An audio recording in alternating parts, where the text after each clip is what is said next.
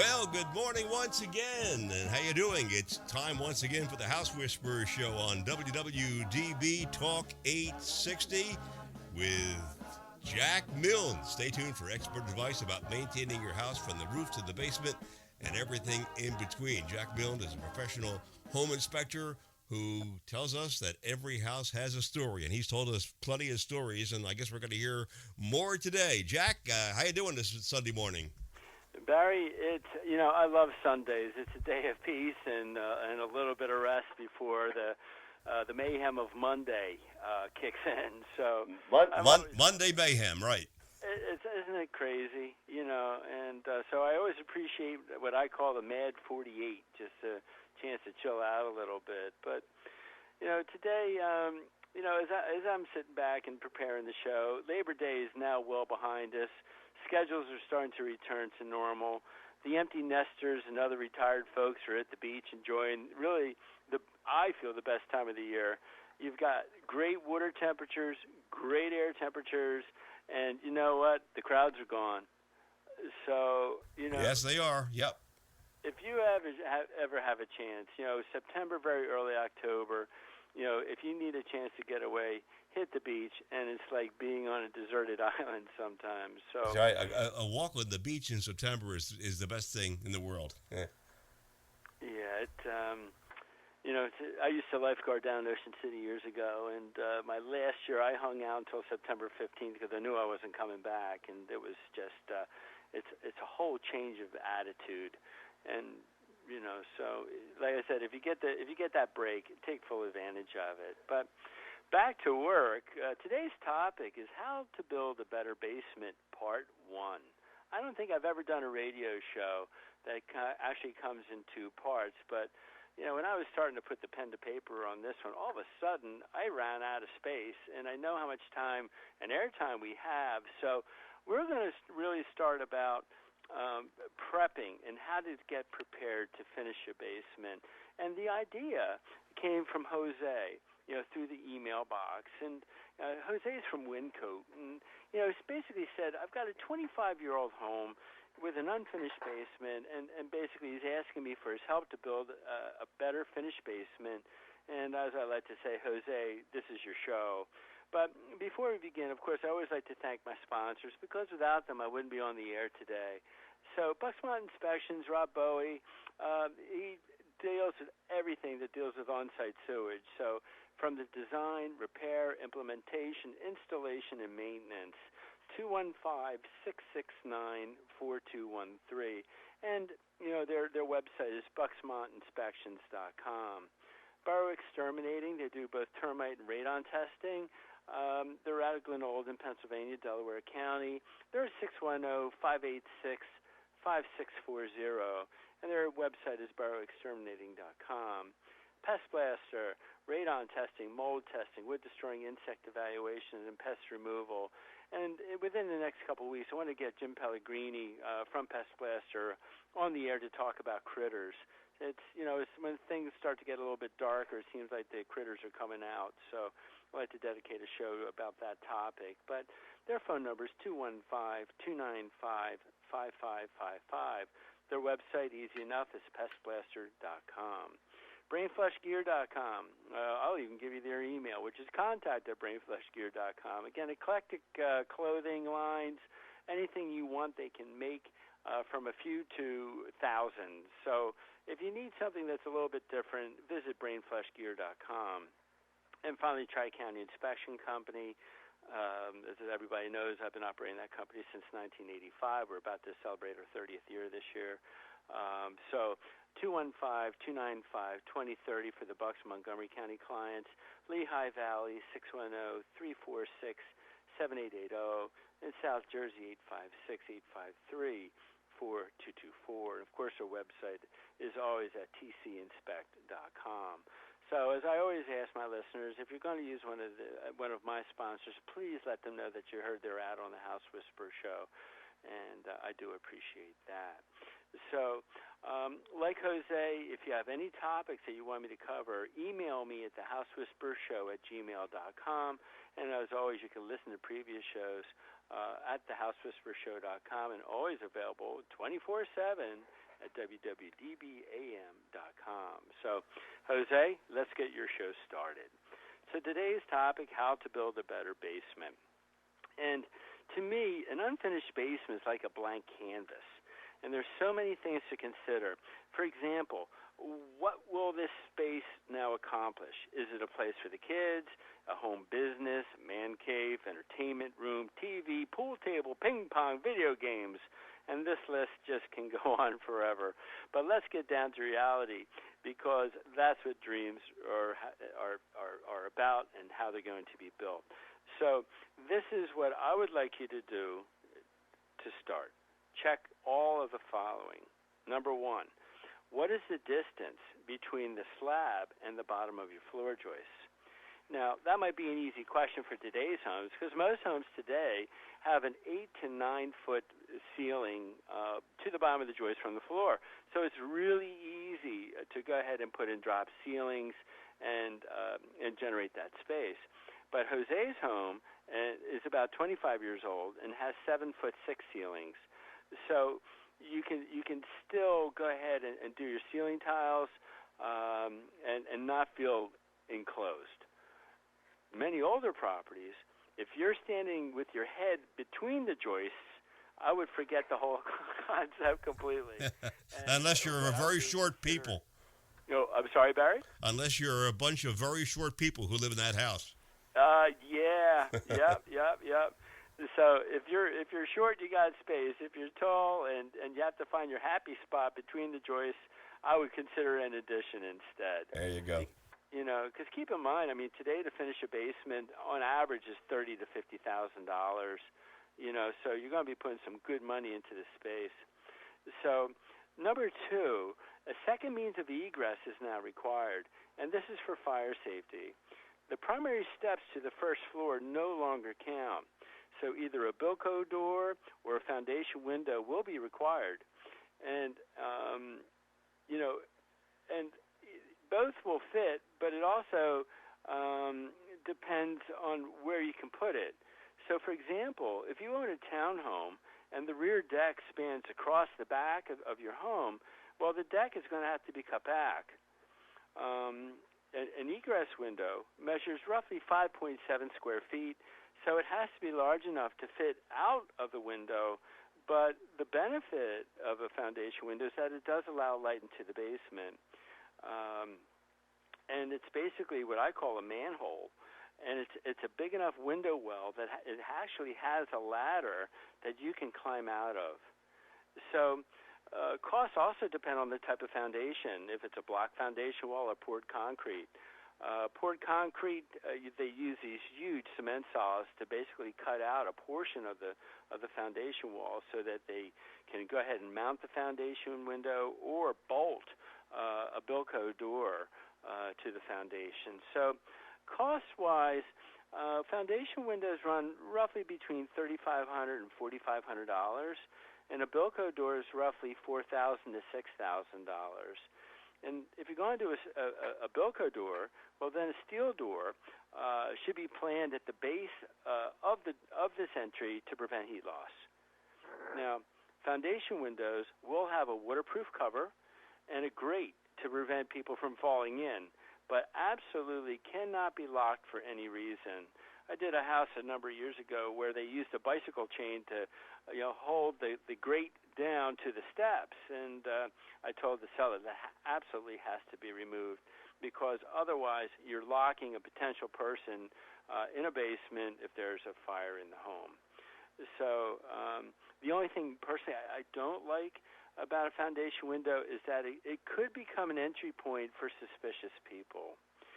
So, to me, if you're out of sight, you're also out of mind.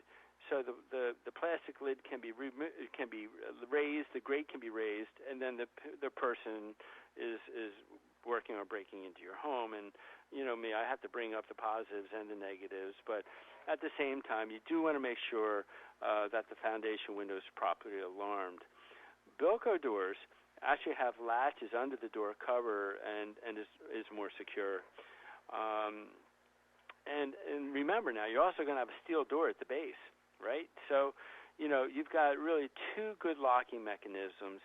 And if people ask me my advice, I tell them to go for the Bilco. It does cost more, but how else are you going to bring that pool table into the basement or your sofa down your primary staircase? So having this second stairway, I think, is a blessing. Sure, you still don't get a whole lot of light, but foundation windows could be installed without the meaning of the passing of egress. So, number 3, permits. And you don't want to hide this one. Finished basements may require updating of your electric service because you have to add receptacles now every 6 feet. You have to add lighting, switches, etc. And that can eat up a lot of your existing panel. So, you may need to budget roughly $1,200 to $1,500 if you have a 100-amp service to bounce to 200 amps. And I always tell my clients to go with a 40-breaker capacity panel. And what about plumbing? I mean, are we going to add a bathroom? Because if you have a bathroom, then you may need a macerator pump, which is a human waste grinder that can eject the waste into the sewer line, which may be above your head. And do we have to relocate the water heater? If we have a sump pump and it runs regularly, how are you going to keep the water out? So battery backup sump pumps are pretty well out. They're out of vogue, unless you have a well. Because if the power goes out, the well pump won't work. And with a water-actuated sump pump system, with public water, it pushes a gallon of the public water to push a gallon of your sump pit water. And it's through ventricular action. We'll be right back with more Jack Milne, the House Whisperer at WWDB. Don't go away. Boro Exterminating has been specializing in wood-destroying insect inspection and control for over 40 years, serving Philadelphia and the surrounding counties. All inspectors are state certified and ensure providing their clients with professional inspections and treatments. Boro not only performs conventional termite treatments, but also handles special services like historic buildings and homes with wells, creeks, or ponds. The client is assured that all treatments will be performed safely when you hire Boro to do the work. They also provide radon testing in their service area. Boro's full-time office staff is available to help you schedule an appointment. Just call 610-586-5640 or send an email request to boroinspects@verizon.net. That's 610-586-5640 or email at boroinspects@verizon.net. Specially created t-shirts by BrainFlushGear.com offer the extreme sports enthusiast an opportunity to have a clothing line available that suits their sport. BrainFlushGear.com understands that when we get the moment where we can jump on our motorcycles, wave runners, surfboards, snowmobiles, or skateboards, it can be priceless. They offer custom artwork including silk screening, transfers, and embroidery. Speak to one of their consultants today and they'll help you create your own Brain Flush. Visit BrainFlushGear.com or email them at contact@BrainFlushGear.com. For your septic inspection and testing needs, please consider Bucksmont Inspections. They've been serving the Bucks and Montgomery County areas for over 15 years. As members of the Pennsylvania Septic Management Association, the Pennsylvania Association of Sewage Enforcement Officers, and the Pennsylvania Association for Professional Soil Scientists, Bucksmont Inspections can inspect your existing septic system or test for your new septic system placement. Please call Rob Bowie at 215-669-4213 and say you heard their ad on the House Whisperers show. As the temperatures gradually rise, so do the odds of all those filthy and unwanted critters invading your home like rodents, roaches, termites, and flies. Oh my! This summer, if you want to feel safe and secure from a possible creeping, crawling disaster, do yourself a favor and call the exterminating experts at Pest Blaster for all your pest control needs, including tests for radon and mold. Please visit pestblaster.com and you'll be sold. 215-295-5555. Tri-County Inspection Company has been providing professional home inspections, commercial inspections, and historic property evaluations for over 25 years. Tri-County Inspection Company covers 13 counties, serving both New Jersey and Pennsylvania. They've performed inspections for over 70,000 clients and are members of the American Society of Home Inspectors, as well as the Pennsylvania Home Inspectors Coalition. They are licensed in both Philadelphia and New Jersey. For all of your real estate transactions, call Tri-County Inspections at 215-295-2030. For their New Jersey clientele, call 856-853-4224. In PA, call 215-295-2030. In New Jersey, 856-853-4224. Our house is a very, very, very fine house with 2 cats in the yard. Life used to be so hard. And we are back with Jack. Jack Milne, the House Whisperer, with a great topic today, talking about basements. Fascinating. And Jack, let's pick up where we left off. Well, thank you, Barry. Before we went to the station break, we were talking about battery backup sump pumps versus what are called water-actuated sump pump backup systems. And again, before the break, if you have a well, you really can't go with the water-actuated type because, honestly, folks, if you lose power, you lose your well. So the battery backup is one that you're going to have to keep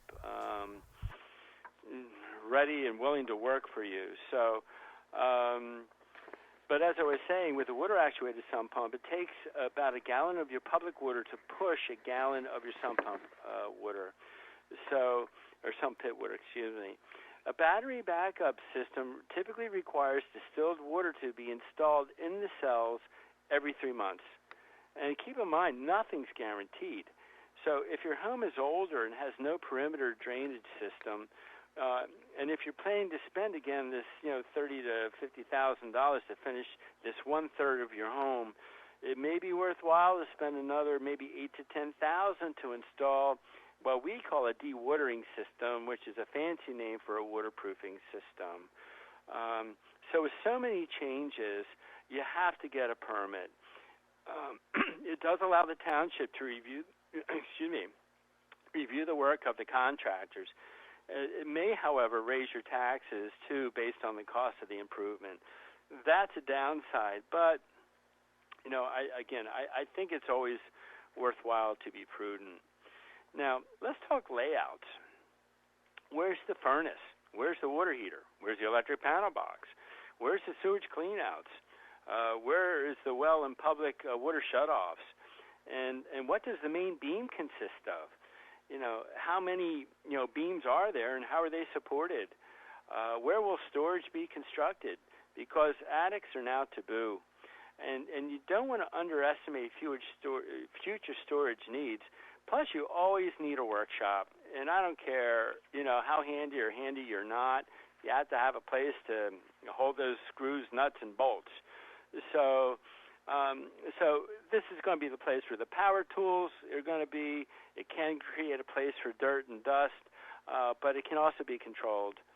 Now, if the HVAC, which is a fancy name for heating, venting, and air conditioning, is located at one end of the home, creating a wall to allow the mechanic to service or replace a component has to be planned. But at the same time, we still want to keep children out of this area. So personally, I prefer about 3 feet of clearance on all sides of the heating and cooling equipment, as well as a water heater for this purpose.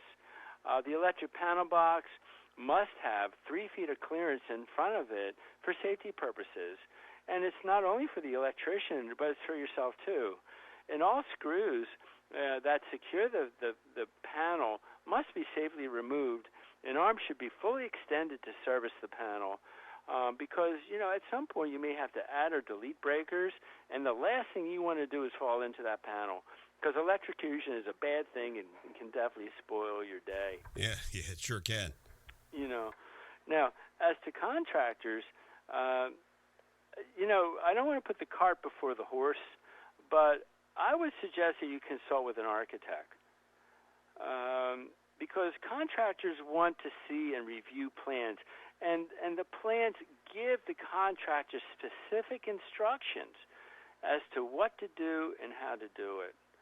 Now, an architect could charge anywhere from a simple layout of maybe $600 to $700 to a complex layout of maybe $1,500 to $2,000, depending on the size of your basement.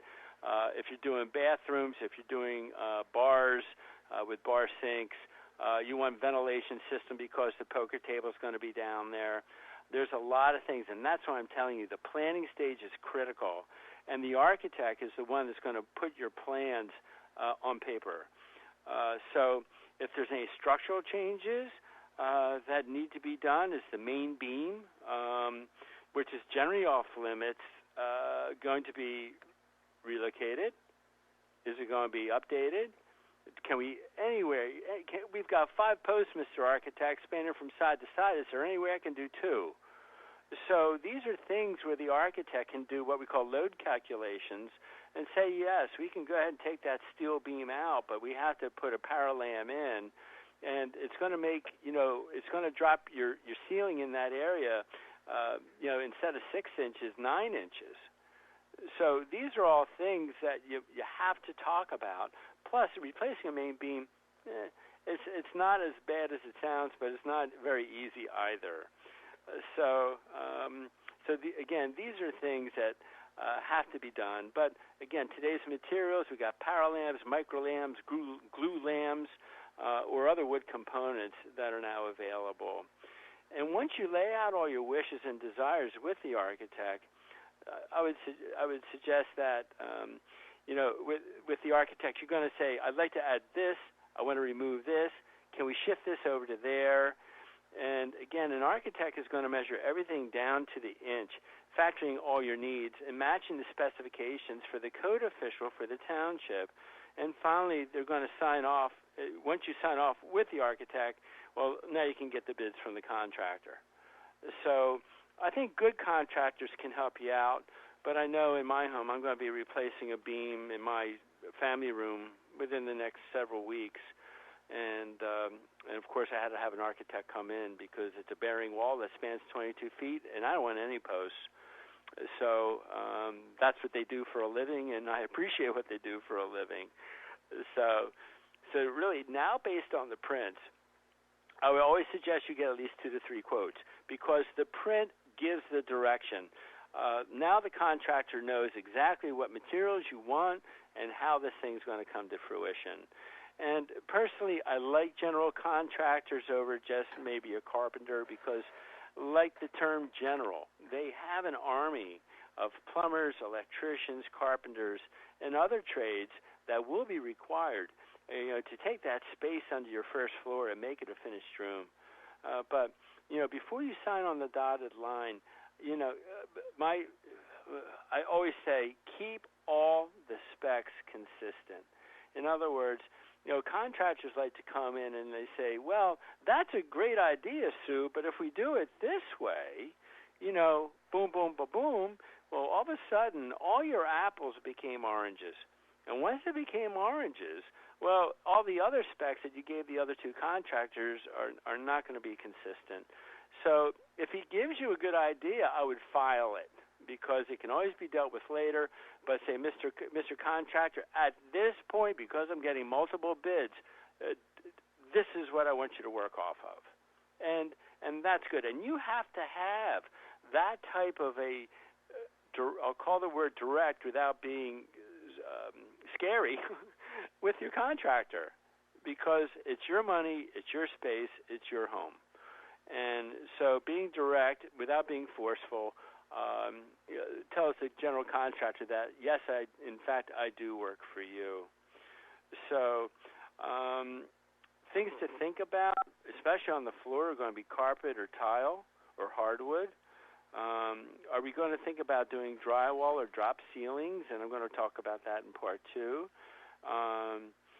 What budget for those tiles as they can range, ceiling tiles, as they can range from like $3 to $9 per tile.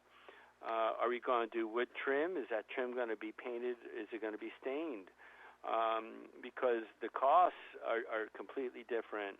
If you're going to paint the trim, then you can have finger jointed material, which is probably about a half less than what we call clear trim. So the other thing you want to do is discuss location points regarding sewer cleanouts, water shutoffs for the outside water spigots, what we call second floor risers, so that if you have to service a bathroom, you don't have to turn off your water at the main, your gas shutoff valves, because in today's homes, a lot of these valves are out of manifold. And at that manifold, you control the oven, you control the dryer, or the gas grill outside, the gas fireplace. So all these things have to be made available. So in closing, part one of how to build a better basement is all about the details. And quite a few hours are going to be spent with your significant other, with the purpose and scope of the space.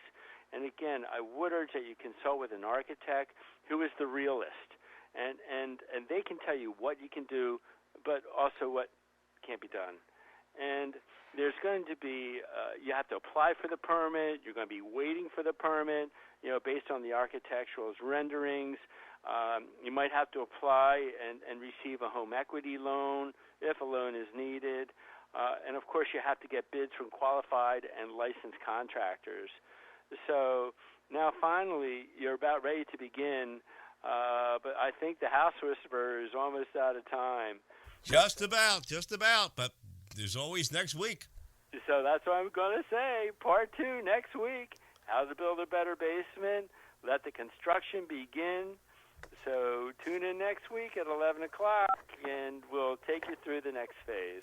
I just want to tell you something real fast, Jack. Talking about basements, I know somebody, and I don't know if you've ever come across this. They bought a used house, and they built the basement after they moved into the house. The house was already built. Did you ever hear of anybody building a basement after the house is built? Well, I have heard people putting additions on their homes and then putting a basement under the addition. Well, they put a basement under the house somehow. I don't know how they did it, but they whoever the workers got under there and they started to dig it out and they made a basement. Anyway, wow. Not too often. Tune in again next week for part 2 of basements. You heard part 1. The cliffhangers is what do you do next? Tune in again next week for another edition of the House Whisperer Show with professional home inspector Jack Milne. And to listen to previous programs or if you have any questions, visit thehousewhisperershow.com. This is Barry Reisman. Thank you for listening to WWDB.